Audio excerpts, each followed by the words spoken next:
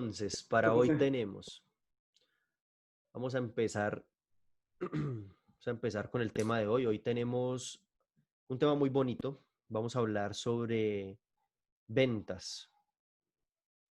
Vamos a hacer la introducción sobre el mundo de las ventas. Vamos a hablar un poco de qué se trata este mundo de las ventas, un poco para definir algunas cosas y tengamos claros cómo se conforman, qué pasos existen, cómo se crea un plan de ventas, bueno, ese tipo de cosas para poderlo ir entendiendo eso. Una de las habilidades que sí o sí como emprendedores debemos tener bastante claras. Entonces, bueno, como ya veníamos mencionando también, esta clase va a estar disponible en Patreon próximamente.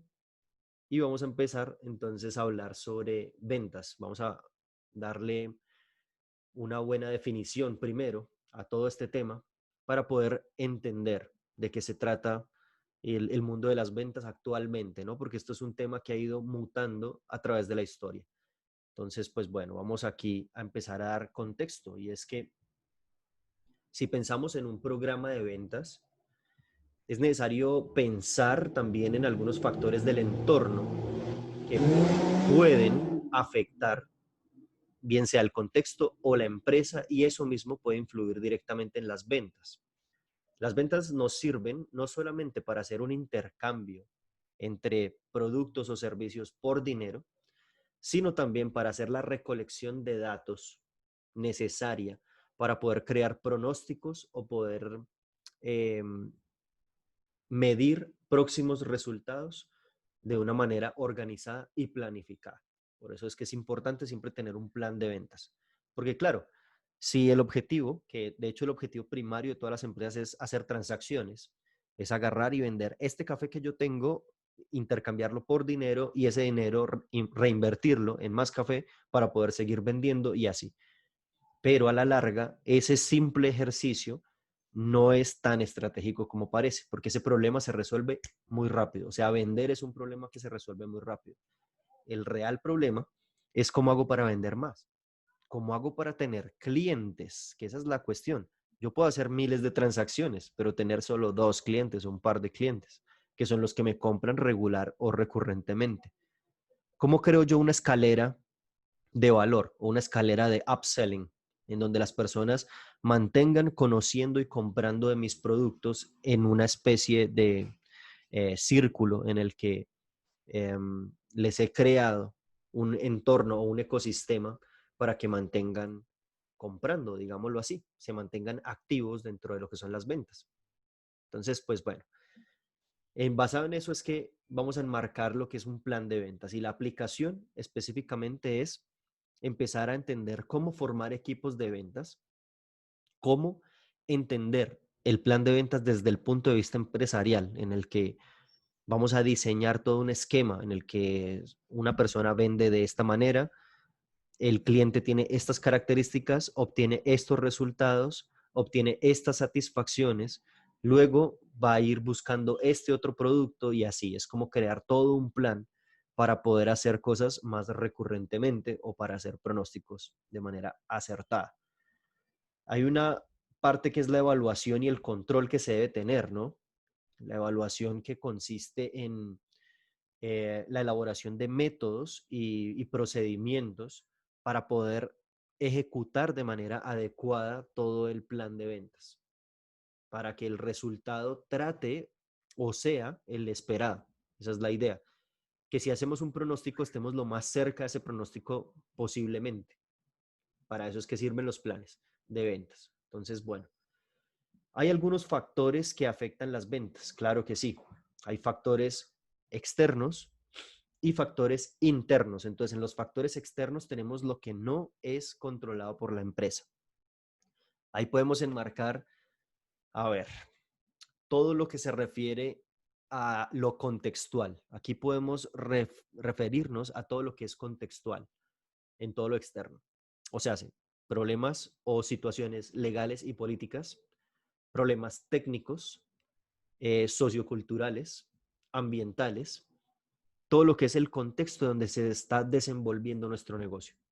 Si el negocio se ve afectado porque, no sé, en algún momento cambió la política y ya no puedes vender café soluble, por ejemplo, es algo que no te lo esperabas y esos son factores que pueden eh, ocasionar una disminución drástica en las ventas o una ralentización también que puede suceder.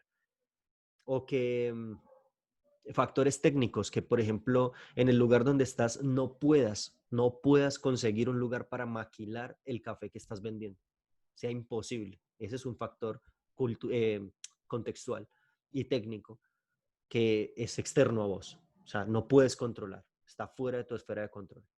Ahora están los factores internos, que estos sí que sí los podemos controlar con la empresa o pues dentro de la empresa.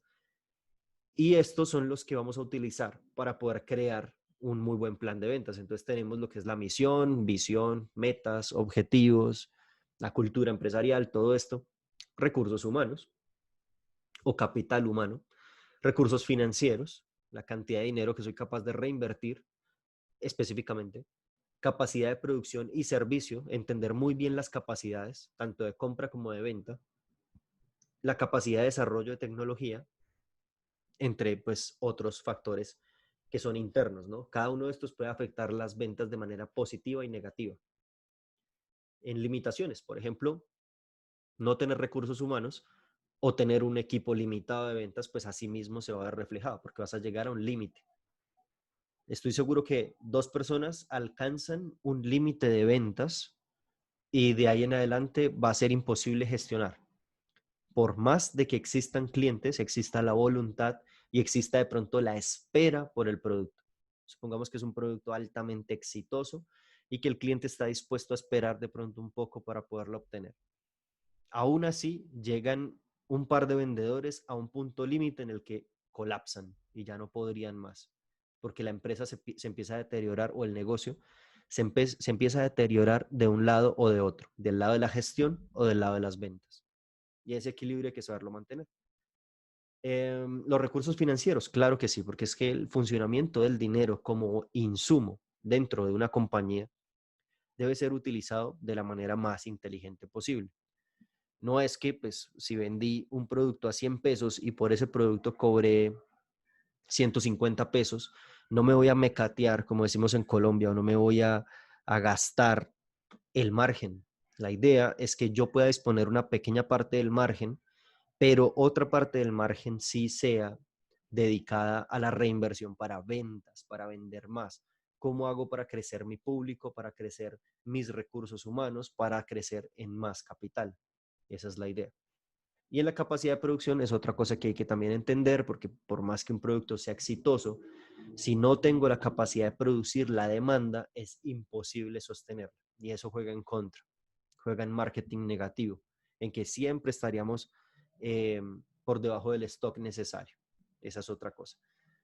Hablando de productos exitosos, ¿no? Pero puede pasar todo lo contrario, que también por capacidad de producción desentendida podamos sobreestoquearnos, tener mucho más del stock que requiere el mercado y eso es un problema, porque ya sabemos que mantener la cantidad de activos físicos completamente quietos incurre en el estancamiento del capital, en limitar el flujo de efectivo, en eso mismo. Entonces, como el dinero dentro de una empresa, vuelvo y lo digo, es un insumo más, también debe estar rotando.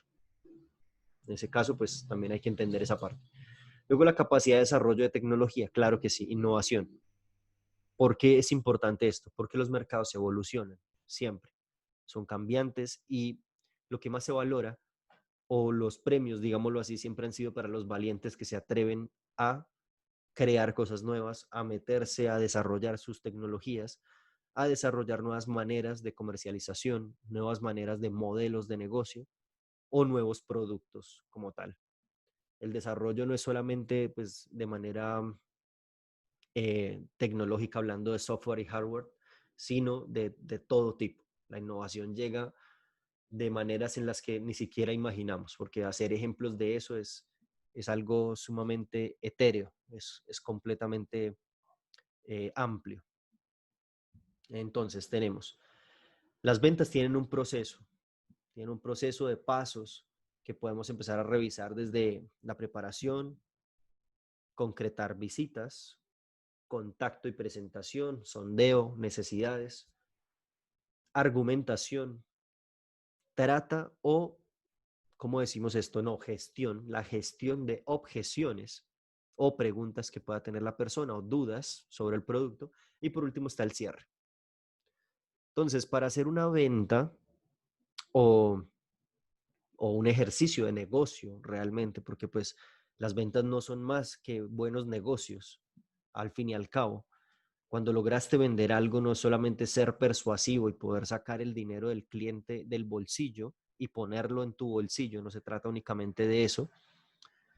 La persuasión es buena, pero no forja clientes completamente felices, porque si uno fuerza la venta por medio de la persuasión desmedida, lo que va a lograr es que las personas, los clientes, dejen de ser nuestros clientes, porque perciben un pequeño sinsabor que viene con el engaño, con, con todas esas sensaciones negativas que vienen por medio de la persuasión demasiado asertiva, digámoslo así.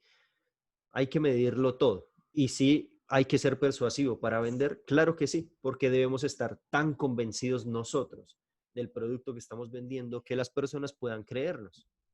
Eso es así, porque yo no puedo venderte un café si no, si no entiendo de café primero y segundo, si yo no lo disfruto. Va a ser muy difícil.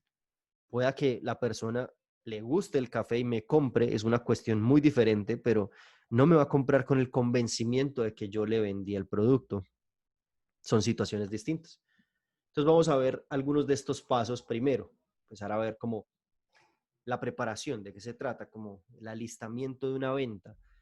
Siempre que vayamos a ejecutar una venta o un negocio, debemos ir preparados. Debemos tratar de que el procesar a nuestros clientes potenciales sea una forma inteligente de acercarnos a ellos y generar relaciones a largo plazo. Desde la preparación debemos hacer investigación, debemos entender la persona, qué es lo que necesita, cómo lo necesita, cómo le puedo servir y siempre utilizar el arma de la honestidad. Eso siempre. Si el producto que yo vendo no te sirve o no se ajusta, debo ser muy sincero. Claro, porque volvemos al mismo caso, ¿no?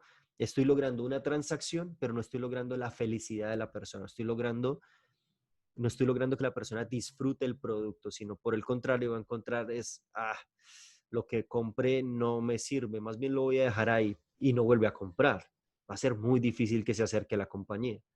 Entonces la preparación es importante.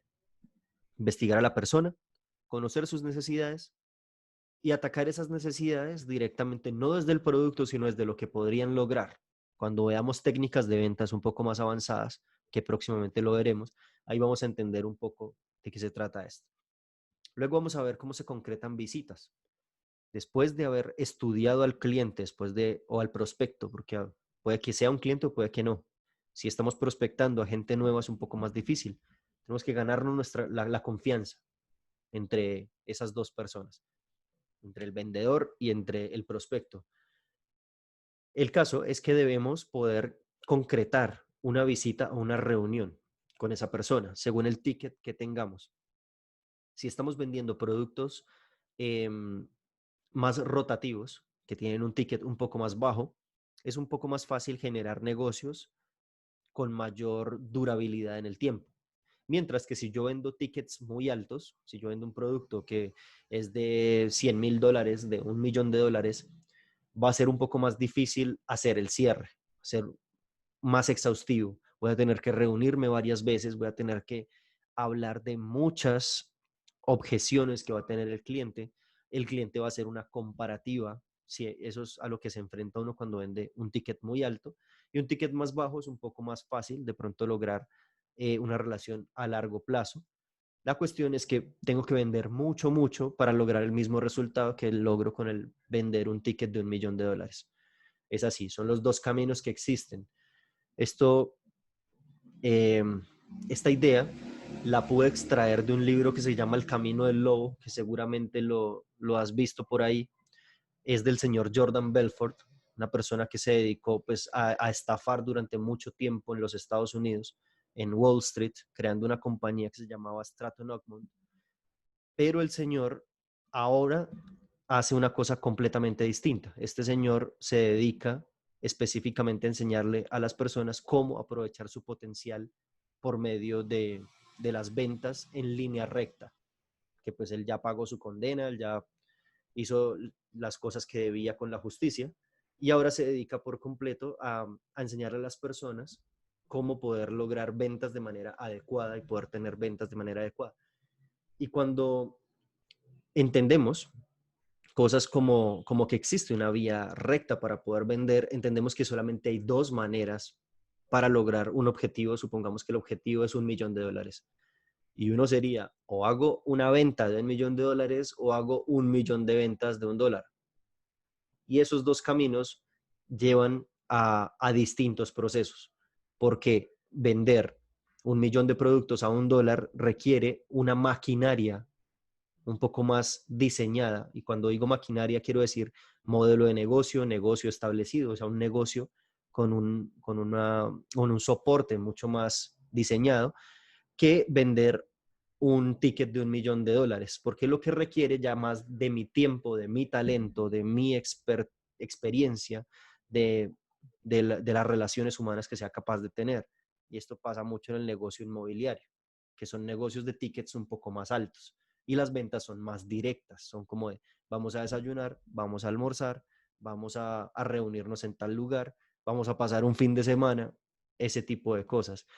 Ahora, cuando logramos contactar a una persona y logramos tener una, una cita, digámoslo así, es fundamental despertar el interés, no desde el producto. O sea, si por ejemplo vos vas a vender café, pues no vas a vender café. Es así. La persona no espera que le vendas. La persona espera es que le digas qué puede lograr con el producto. Eso debemos verlo claramente cuando logramos tener una cita. Básicamente es una manera de acercarnos fraternalmente a nuestro cliente, si es que realmente queremos tener un cliente. Después de esto vamos a tener en ese mismo instante un sondeo de necesidades. Tenemos que tener muy claro qué es lo que necesita la persona y cómo podemos nosotros sortear esas necesidades por medio del producto que vendemos o por medio de servicios o de cualquier añadido del portafolio que tengamos disponible. Por medio del sondeo de necesidades vamos a tener claridad sobre cómo le podemos ayudar a una persona, cómo puede serle útil lo que le estoy vendiendo o también identificar si el producto no es para esa persona. Y también sabemos que pues un empresario debe también decir que no y saber decir que no a varios negocios que no son convenientes, porque pues vender por vender no tiene sentido. Lo único que crea es mala fama. Entonces, pues bueno, después de sondear las necesidades tenemos la argumentación, en lo que podemos argumentar por qué nuestro producto es mejor, es bueno, por qué la persona puede cumplir sus objetivos con nuestro producto y basado en estos beneficios, ventajas o todo lo que podamos utilizar como argumentos para poder tranquilizar al cliente. Siempre debemos pensar que los clientes son gente intranquila, o bueno, no hablemos de clientes, sino más bien de prospectos, gente que no conocemos, está intranquila porque necesita aclarar sus dudas frente al producto. Debemos tener un sistema argumentativo muy, muy bien diseñado y muy bien estudiado, no que se vea libreteado, porque eso también se identifica, eso no genera ninguna confianza, pero sí que la persona puede identificar que conocemos el producto tanto que podemos decirle que el producto no es para usted. Ese es un claro ejemplo. Y la gente valora mucho eso, mucho, mucho, mucho eso. Por ejemplo, en nuestro caso, cuando nosotros vendemos educación, tenemos algunas personas, algunos prospectos que buscan una manera de formación, pero de pronto vienen de manera aficionada. Entonces quieren arrancar por un curso de manera aficionada y entonces están preguntando por la formación profesional. Claro que sí, te puedo dar por completo la información, pero si lo que buscas es la aficionada, pues mira que la aficionada también está por acá y la puedes ver. ¿Por qué? Porque son productos totalmente distintos, con intensidades horarias totalmente distintas, con exigencias distintas, con un montón de características distintas.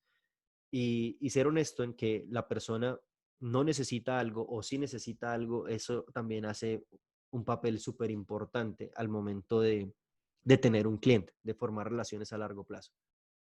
Por ejemplo, hace poco tuve un señor que venía empeciñado en que, no, yo quiero aprender barismo, quiero aprender barismo, quiero aprender barismo.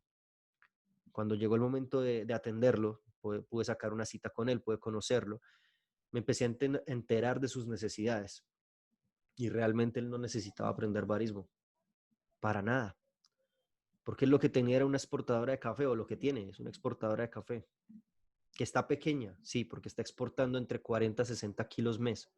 Es pequeña, pero le está dando para sostenerse. Pero que él tenía en su mente como de que el barismo me va a acercar a preparar café, me va a acercar a vender mejor, cosa que en este caso no es tan así. No le va a ser muy útil tomar un curso de barismo, le va a ser muy más útil es conocer toda la cadena productiva. O sea, tomar un paneo completo del negocio del café, entenderlo y ejecutarlo mucho mejor. Lo que sí se convierte en una herramienta de venta directa es el protocolo de cata, es catar café, eso sí. Cuando uno es exportador, cuando uno pertenece a la mitad de la cadena en el negocio del café, lo que más sirve es ser catador. Es muy útil y ser un catador bueno, directo, un catador, sí, con entrenamiento, porque eso se nota. Y facilita mucho las ventas, claro que sí, porque uno puede tener un montón de opciones sobre una mesa de vamos a catar estos cafés y la persona sí o sí le va a gustar alguno. Le gustó el más barato, le gustó el más caro, le gustó el que sea, pero le gustó alguno. Y esa apertura le facilita. Mientras que estudiar barismo en este caso pues no era tan útil. Claro, porque pues un cliente no está buscando una calita o una melita o un B60.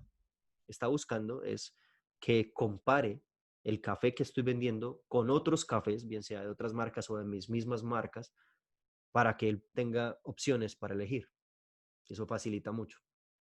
Entonces, eh, a partir de ahí es que la argumentación es muy importante. Luego están las objeciones que pues venimos ahí a, a concretar en la respuesta o resolución de todas las objeciones que pueda tener la persona para poder pasar al final, que es el cierre. El cierre es la parte más importante, que es cuando ya se concreta la cita de venta, en el caso del high ticket, o en el caso de los negocios más pequeños, es ya digámoslo así, el apretón de manos en el que vamos a hacer negocios mensual, semanalmente, trimestralmente o como sea, cuando es un poco más pequeño y de más flujo. El cierre se trata es justamente de eso, de que ya el cliente hizo el depósito, de que ya el cliente se convirtió en cliente. Ya dejó de ser un prospecto, ya se convirtió en cliente, ya está confiando en la compañía. Y es así. Entonces, hay características que un vendedor debe tener para poder ejecutar un buen plan de ventas. Porque es que sobre el vendedor es que recaen todas las funciones o la mayoría de las funciones. Y llámese vendedor lo que es una persona que prospecta, o lo que es una persona que media situaciones, un mediador o un cerrador, que en algunas empresas hay una persona para hacer estas funciones.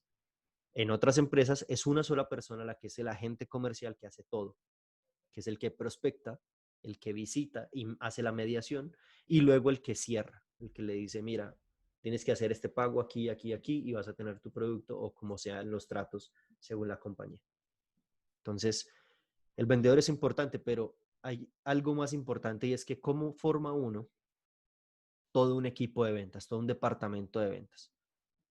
Entonces, hay algo que también quería mencionar antes de pasar ahí, y es que los vendedores deben tener unas características, ¿no? Unas características primordiales para poder generar vínculos sinérgicos directamente con sus clientes o con sus prospectos cercanos. Esto lo podemos enmarcar en, a ver, 6 funciones. Un buen vendedor debe tener metas, porque un vendedor sin un objetivo también se nota, y eso debe tenerlo. Debe aplicar políticas, claro que sí. porque debe entender cómo funciona cada producto, cómo venderlo y por dónde hay una vía de entrada a ese producto. Si no, no tiene nada que hacer el vendedor. Entonces, debe entender las políticas de cada producto. Porque claro, yo estoy vendiendo café, pero le estoy vendiendo café a una persona que es hipertensa o que no tolera la cafeína, por ejemplo, y por desconocimiento yo estoy haciendo un error garrafal ahí. Tengo que entender las políticas del producto. Luego, como tercera, debe establecer procedimientos. Claro, debe formarse en yo voy a prospectar de esta manera, voy a mediar de esta manera y voy a cerrar de esta otra manera. Y empezar a crear procedimientos para facilitar las ventas. Luego, idear estrategias para que los procedimientos se cumplan. Esa sería como la cuarta. La quinta sería dirigir algunas tácticas. Tácticas para hacer enganches, para crear promociones que puedan funcionar como eso mismo, como enganches. Em, Cómo sortear un cliente que está disgustado. Todo eso hace parte de las tácticas. Ya un cliente que hizo una inversión en nosotros, compró nuestro producto o servicio y tiene un disgusto por algo, una garantía, alguna cosa. ¿Cómo podemos elaborar una táctica para que la persona se suavice y, y pueda seguir siendo nuestro cliente y no se lastime? Luego está la sexta, que sería como la última para resumir esta parte, sería diseñar controles. ¿Cómo controla la persona o un buen vendedor, cómo controla un esquema de ventas bien hecho? El control nos sirve para poder hacer pronósticos. Y el control no se trata de ejercer control sobre las personas, no. Se trata es de ejercer control sobre los procesos, que es muy diferente. Los procesos son, por ejemplo, si hablamos de un embudo de ventas, o sea, un sistema de ventas triangular hacia abajo, vamos a ver que en el embudo, en el top of the funnel, en la parte de arriba, vamos a tener mucha gente que entra al embudo. Mucha gente que está interesada, por ejemplo, por tu café, que le disparaste de pronto con publicidad o algo y entonces están interesados. Hay tipos de clientes o de prospectos de que, ok, yo quiero solamente conocer tu producto, yo quiero quizás comprar ocasionalmente o quiero no comprar, solamente me interesó como conocer y ya no quiero comprar. Y por último está la persona que de pronto sí quiera comprar, el decisivo. Eso debe pasar por unos filtros. Entonces, a lo que va esto con diseñar controles es cómo controlo la cantidad de personas que entra al funnel, al embudo. ¿Cómo lleno el top of the funnel? ¿Cuál es la estrategia? Luego, número dos, ¿cómo hago la mediación? O cómo se hace, porque puede ser una tercera persona la que haga la mediación, la que esté exponiendo el producto y pregunte si ese producto es para esa persona o no. Y por último, ¿cómo hago el cierre? ¿Cómo hago que la persona haga una transacción y además que se convierta en nuestro cliente? Ese control me va a dar un ratio. Número de personas que ingresaron al funnel, número de personas procesadas o casos, que le llamamos así, casos, y de ese número de casos, cuántas ventas salieron. Esas tres incógnitas me van a dar el funcionamiento del embudo. Y ese es el control que debemos tener, que en últimas se expresa en el costo de adquisición de clientes. ¿Cuánta plata estoy metiendo para poder tener más gente dentro del embudo y más cierres? Pero hay ratios también de cierres muy nulos, porque puede ser que estés metiendo 1000 personas al funnel. Estás con publicidad en Instagram, muchas personas dentro del funnel, les tienes todos los datos y tienes mucha gente también procesándolos, o sea, mediándolos, sabiendo quiénes van para cierre, quiénes se convierten en casos, y resulta que a final de cuentas de esos 1000 lograste cerrar 5. Ahí el ratio, algo está mal en ese ratio, ¿viste? Porque fue demasiada inversión en demasiada gente, mucha gestión, pero de pronto hay cosas que no están bien engranadas dentro del procedimiento y eso permite que no se esté cerrando correctamente. Y hay que hacer revisiones de producto, revisiones de valor, revisiones de comunicación. Es que si ves todo un plan de ventas, cuando uno habla de marketing, uno se imagina solamente el güey que está ahí detrás de una computadora haciendo pues marketing digital en Facebook Manager y eso es toda una estrategia, es todo un plan que si bien lo puedes poner en papel o no, pero la idea es que exista entre una empresa, que exista como, ok, Yo no voy a vender por vender, o sea, no es solamente voy a visitar una persona y le voy a vender esto y tal. No, yo debo tener una estrategia de cómo lleno el funnel, de cómo lleno el embudo. ¿Cómo hago para que entren ya no 100 personas, sino 100.000? Porque sé que esas 100.000 necesito procesar aunque sea el 10% para que se conviertan en casos.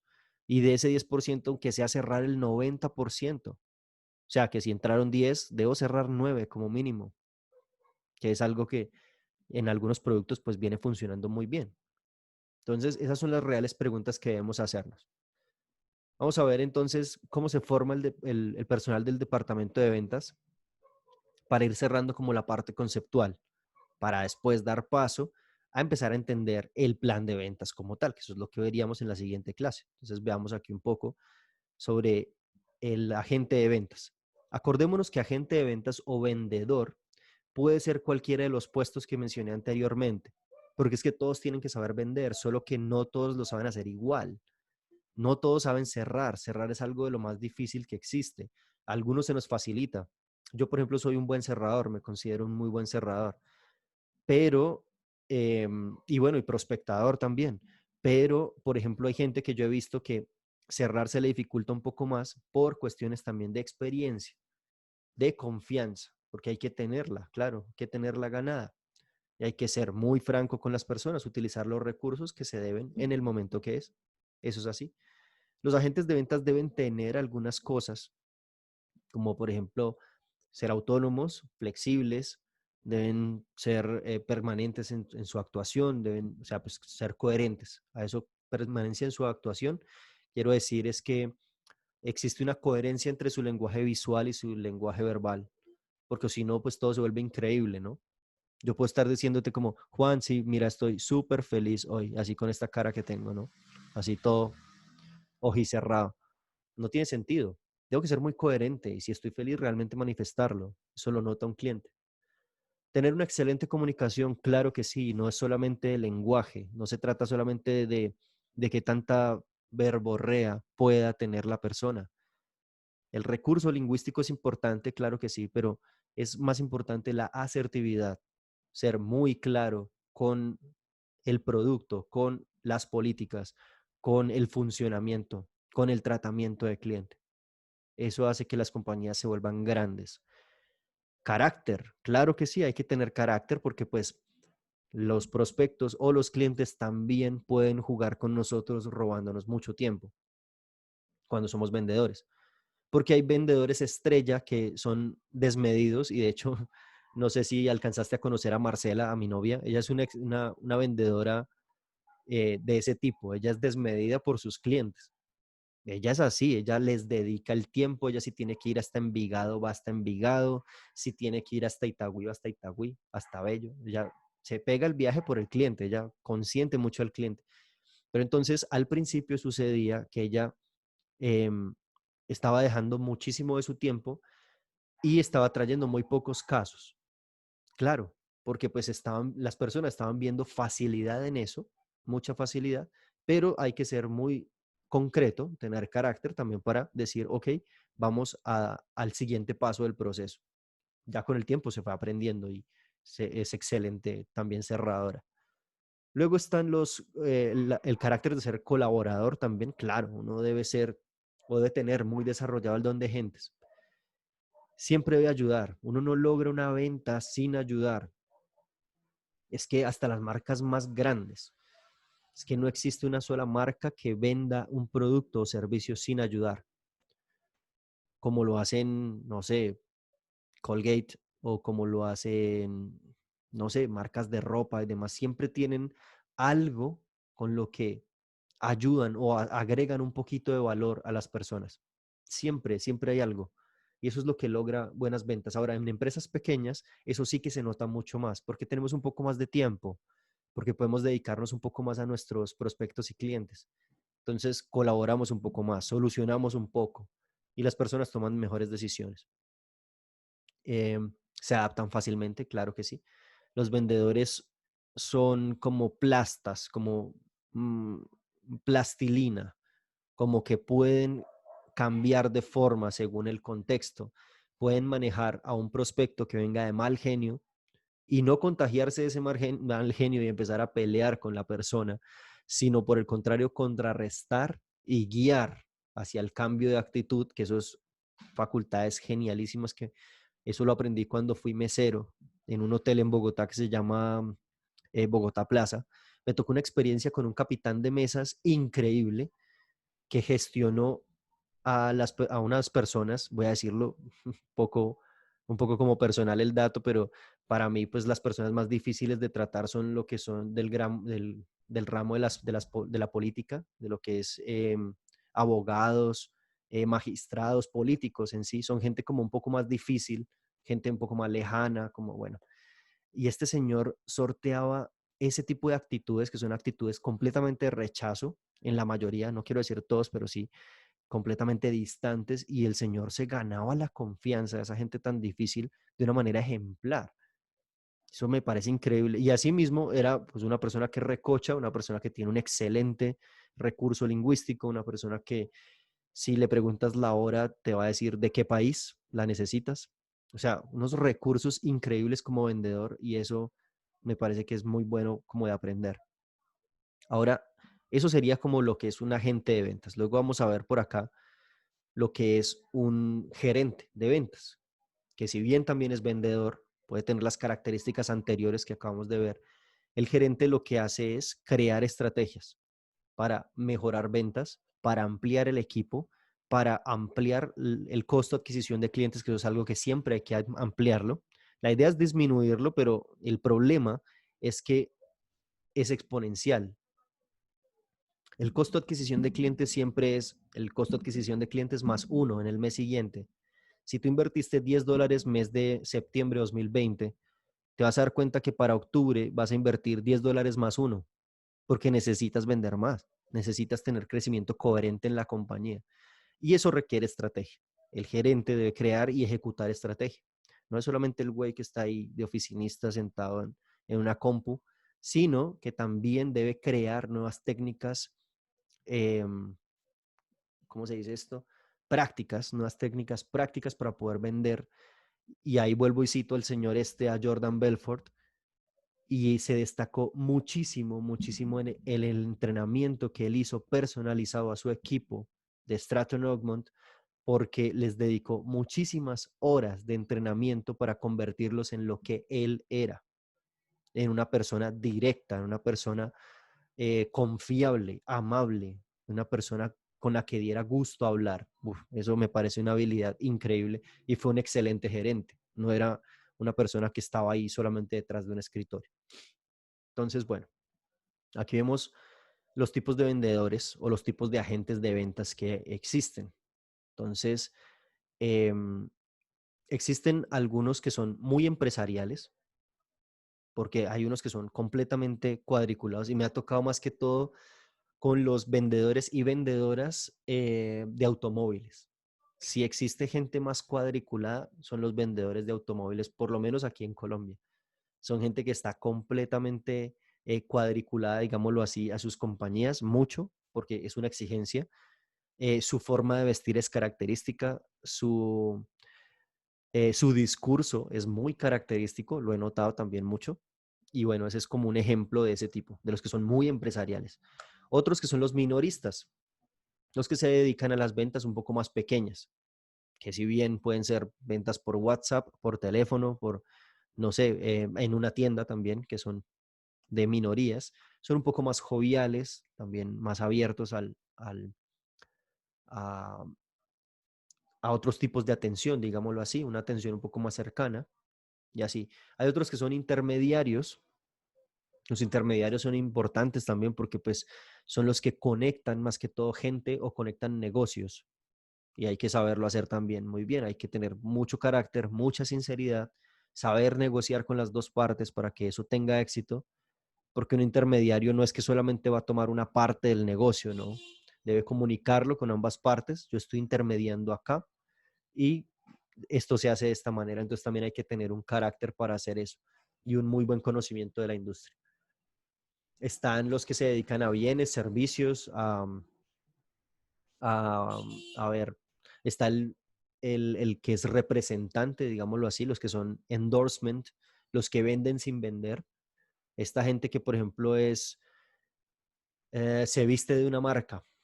No sé, si hablamos de música, por ejemplo, que se me viene algo a la mente, hay un guitarrista de la banda Guns N' Roses que se llama, o bueno, él era guitarrista, que se llama Slash, y ese señor es el endorsement de la marca Gibson de Estados Unidos, y él se viste por completo de esa marca.